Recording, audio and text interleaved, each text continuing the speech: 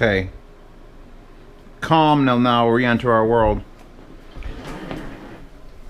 Kanto Yumis. Now, those bright red speakers, those are the Kanto Yumis. These dark blue speakers, those are the Kanto Yumis. In fact, it's a much more colorful world in the world of Kanto. We got purple, the dark blue, got white, got gloss black, got the red, got... Is that matte white? Matte white? They do gloss and matte white, and they do matte black as well. All currently unavailable. By the time I release this, it's probably back in stock. They are still there. If you look, if you like dig in, you actually go to the page. It says is Prime 1 in stock, and then 8 new from $300 up to $500. Because that guy's an asshole. Deep discount DVD CD my ass. Brand new. Actually, it's from Amazon twice also for $80 more. Point being, powered monitors. $300 a pair. This passive monitors, well, I can call them speakers once you're not monitors, but passives, where's that tab? And the colors should be the same, there's just not here at the moment. And I'm seeing as low as $169 a pair for the Yumi passes. $209, so about $100 less, sometimes more. That's actually super cheap for the $169. $219, $169, $219, $299, don't buy that one, etc., etc. Point being, I had asked Vanatu, when Vanatu sent me this, like, had 3 pairs of them here, I said, why don't you just sell the passive side? Because the way the active speakers work is there's one with everything there, and then a speaker wire comes all the way over here, and it's just a passive. It's this on that side. So Yumi, Kanto was smart enough to say, all right, we can make that for a lot cheaper because it doesn't have electronics and amplifiers and DACs and everything built into it. Let's just sell these for cheaper too. And they do. And here they are, with the same backplate, as if they could take this off and put an amplifier in it, which you can't, so don't try. I mean, you could. They sound very good. You heard them a little bit. There's a sound demo in the description. Always links in the description. Good. No need to talk to people. Here's what the Yumis do.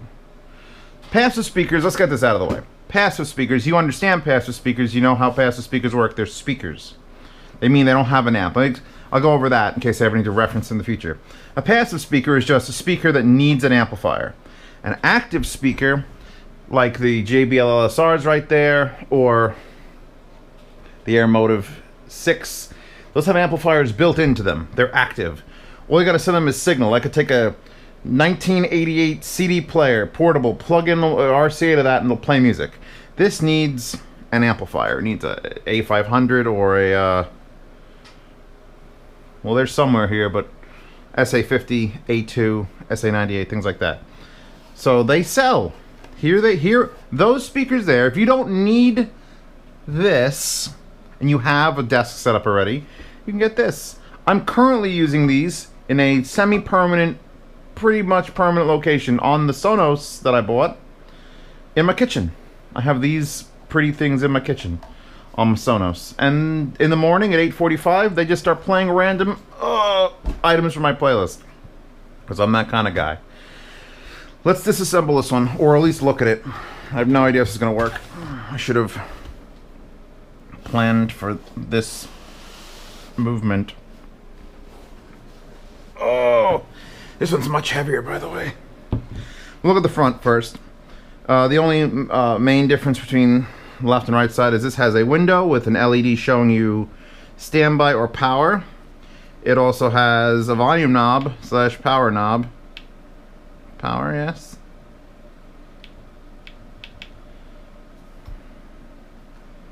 Pretty sure I can get it to come on with that. I'm just blanking at the moment.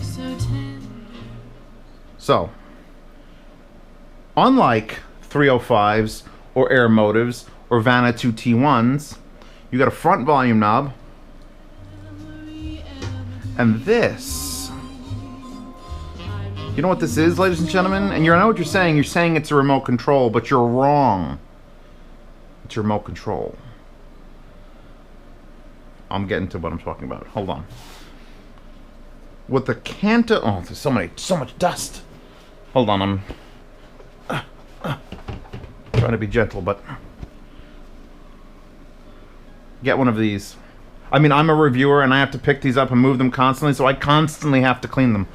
But once you put them down, they should be all right. Front control, great, convenient. Convenient. Remote control.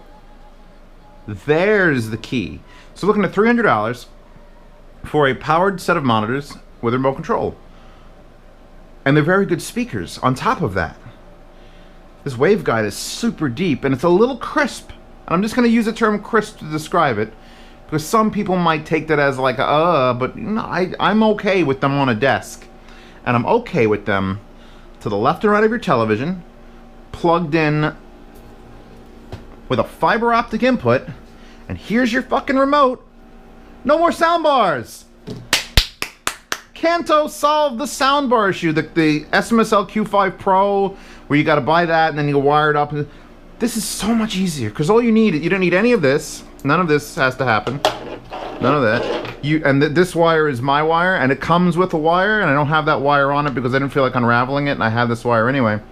But you would buy a set of the Kantos in a beautiful color. You'd get some speaker stands. Hell, I'll even link speaker stands. You put them to the left and right of your television. Almost every television currently has a fiber optic output for when you're doing streaming, you're doing Amazon Prime Video, you're doing Netflix, all the stuff. And if you send all your sources to your TV via HDMI, your TV can then act as a digital switch box. And then the TV, when you put it on, unfortunately, when you use a fiber optic out of your television into speakers, there's no volume through that because digital doesn't want to play with volume. But this has a remote. It's not the best remote, but it's a remote. So you get to plug your television in. You put these to the left and right of your TV. You plug in one power. You plug one speaker wire to the other. You plug in fiber optic.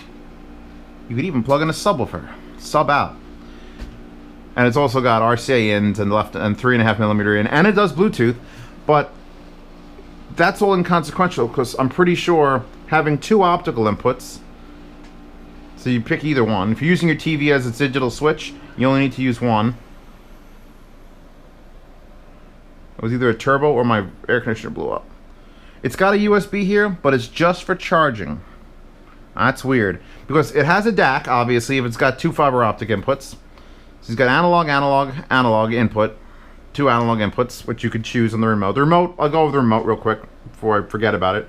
Power, obviously. USB charge mode on and off there. Mute, which is what I was looking for at the very beginning of this video, and I'm stupid. Then we've got next track, last track, play, pause, which is for specifically Bluetooth, which I've had this set up Bluetooth. I'll hit that. It should be in pairing mode. Let me get this going. Bluetooth. Oh my god, I have so much stuff. What are you called again? You're not on here.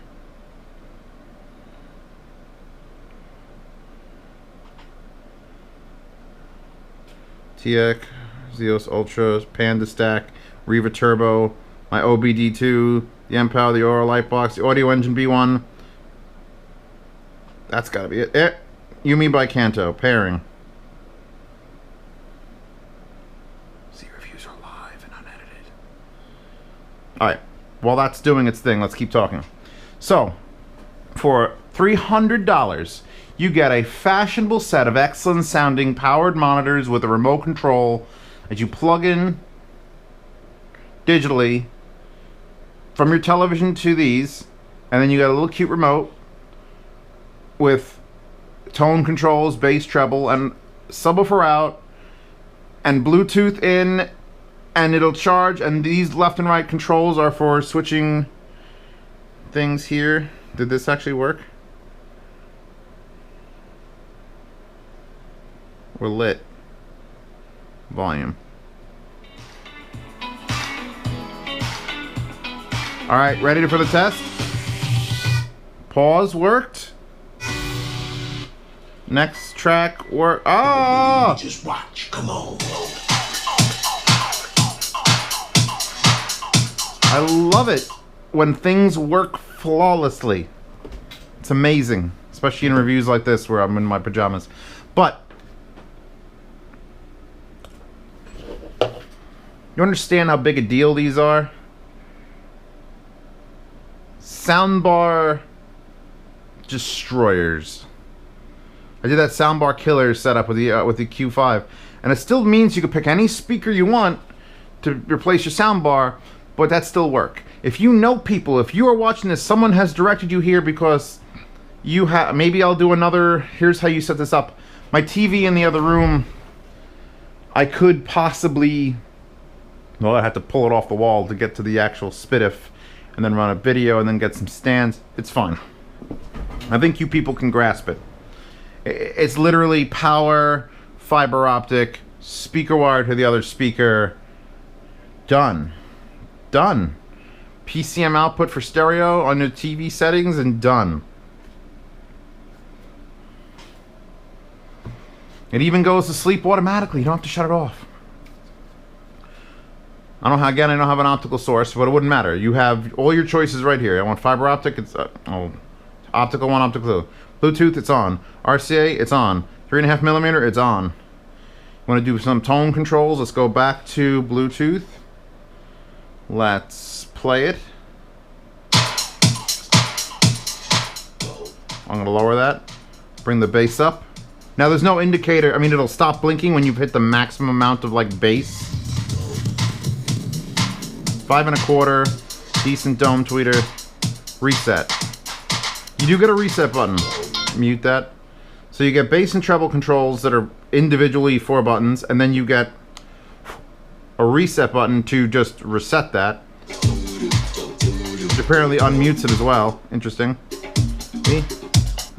Mute. Mute is blinking amber. Doing that means it's in charge mode. Alright. Volume. What? Quit blinking at me. Oh, Bluetooth? Play. Okay. Please come back in stock. Please. Don't believe me, just watch. Come on. I mean, having both matte black and white and glossy black and white, that would have been enough. The fact that those red ones exist, and I asked for them in the Kanto contacted me and said, hey, you want to send me some I'm like, yeah, send me the passive ones. I want to try those out because I do like the concept of having, you know, refined monitors as passives, and I have a use for them. And send me these, and they did, and here it is. And can I unmute with that? That might switch inputs. I have to read the book again. I only read the book when I first got them, and it's been a couple weeks. Yeah, okay. Pick your color. Buy some stands. Put them next to your television. Put them on your computer. You want to use fiber optic out from your computer? That's fine. You want to use a DAC? You could use Vita DAC into this.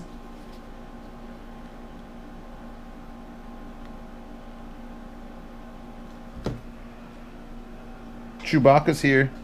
Good luck for any review. Let's go back to Spotify. Power.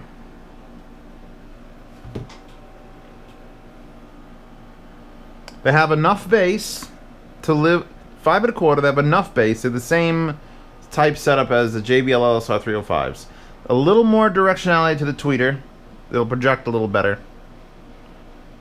I mean, but if you hooked up 305s to your television, unless you have specifically variable analog outputs or headphone output on your television, it's real hard to use those. This, everything works. And it looks good. The only thing missing that might affect some members of the audience, the 2% members of the audience, which I still don't believe on YouTube, is there's no grills. There's no covers. You get this, and only this, and buy a rag to clean it. And that's it. So you have to live with that. I can live with it fine. I'm a man, and I understand everything that's going on. What? Sub out. I got the Bic F12 here. That I'm just feed it out to the sub. Then you can have any amount of 2.1 you want for your television with no amps, no DACs, no nothing. This is a good thing. This is a very good thing that these exist. They pop up on Mass Drop. Every once in a while you might be able to snag a set. But when they're not there, here they are, 300. There is a matching sub. But no, wait, I'm sorry, that's not a sub. What the hell is that? That's adorable. 5-inch passive coaxial speaker pair for $60. That is so cute. In orange. For $48. I'm adding that to cart. Join the Patreon, ladies and gentlemen, so that I could randomly add stupid shit to my cart and then review it for you guys. And then occasionally I will sell something that if I bought something for the from the Patreon funds, and I buy it and it's like I bought like that thing that was from Patreon's funding. I'm like, all right, now I have something to test headphones. But something like those little coaxials, if I don't have a need for them, I'll sell them to you guys. No starting bid, just whatever you want to offer me. That's the way I do it. I don't care. If I get $4 for those, if I sell them, that's fine. If I buy a couple pair of headphones, and I'm like, these are good, but I don't really need them, I'll offer them to the patrons. You know, it's like a week-long thing where they just message me a price, and whoever has the highest price at the end of like 4 days, I just say, okay, you won, and I sell it to them, and then I continue to the next thing. This is fun. These are fun speakers that don't take themselves too damn seriously, with the black and the black and the black and the black, and it's not a racist thing, but everything is fucking black and serious. It's some fun. Music is fun. These reviews should be fun. Music should be fun. Stop taking it so fucking seriously. These are great. All right. I think I gotta go do dishes now. That's the life that I live here now. Do a review and then dishes. Sound demo in description. Patreon link in the upper right. Celti wallpaper. Celti's awesome. In description as well. And if these are available, have fun. Fun.